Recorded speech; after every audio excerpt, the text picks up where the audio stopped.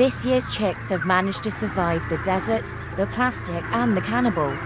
But nature has one last test to throw at them.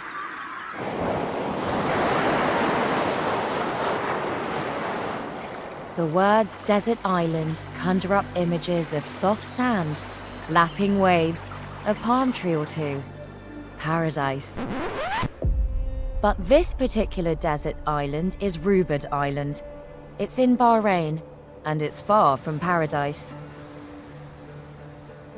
The Asia crew have come here to film a large colony of Socotra cormorants, which are currently in the middle of their breeding season, raising their chicks. I think it's pretty unusual to see seabirds in this sort of landscape. It's crazy, dry, arid, unforgiving. And obviously these guys are used to fishing at sea and being in sort of rocky, craggy places, but I don't know, it's quite a surprise to see them in such a desert sort of environment. The crew must also deal with this sweltering desert climate, and the heat isn't even the biggest challenge.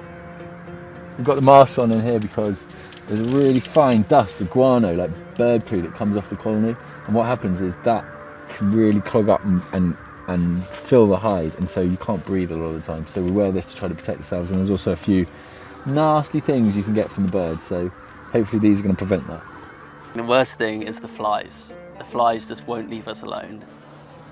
We know that they've just freshly emerged from cormorant carcasses, and the next thing they do is land on us and crawl all over our face. So that's probably the most difficult thing about being here, to be honest. This is undoubtedly a brutal environment for people and birds alike. But lately, the cormorants have been having to deal with a new challenge. It becomes really quite quickly apparent when you're here how much plastic is on this island. And for an island with no one living on it, it's just very depressing just to see that even here, all this stuff is getting washed up. We've seen juveniles playing with the plastic. We see juveniles eating the plastic as well. I've seen one get tangled up in some fishing net, which thankfully it did manage to escape from. Yeah, it's pretty sobering to come here and see that. As if that wasn't difficult enough, the chicks face another danger at the very beginning of their lives. Cannibalism.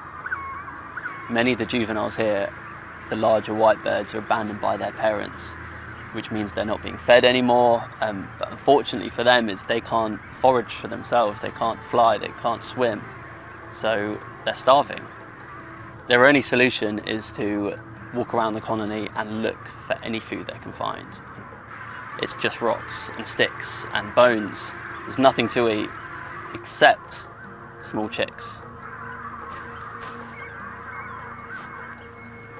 They're all just so hungry. They're just waiting for any food. So it's unsurprising that they do this cannibalism. They are right on the edge. The number of dead chicks you see around the colony just shows you how on the edge these birds are. Yet the majority of chicks have managed to survive the desert heat, the plastic, and the cannibals. But nature has one last test to throw at them.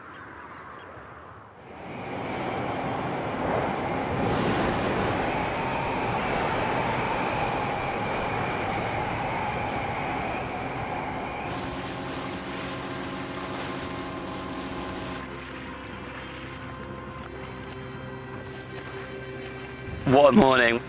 We were kept up all night by the storm yesterday, expecting and fearing the worst. So what's the damage? So we've lost our shed.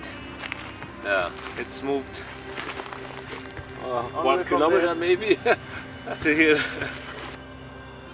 The impact of this unseasonal weather on the cormorants is clear to see. Lots of dead chicks after the storm last night. Was really heavy storm. So now all the white dots here are just dead chicks. These guys literally have nests made out of dust in the ground. There's no shelter, there's no protection. So I can't imagine what they went through last night. Honestly, it's a miracle there's any chicks left alive at all. It's amazing that some of the more devoted parents just obviously must have stuck through it. And now, remarkably, it appears that life on the island is already beginning to return to normal. It's really promising that some adults are now going off to feed, because that shows that there's still something worth feeding. In the last few days of shooting, The crew witnessed that for these birds, living on the edge is their day-to-day reality. They make these amazing wavy formations, so just to see tens of thousands of birds doing that all at once was, yeah, it's pretty magical. Yeah, it is overwhelming when 15,000 birds fly just very close over your head, and it's just the noise of the wings and the birds is just everywhere. That's pretty amazing. It reminds me of, accounts you read of sort of Victorian numbers where the skies go black and there's just abundance and just animals everywhere. Beautiful.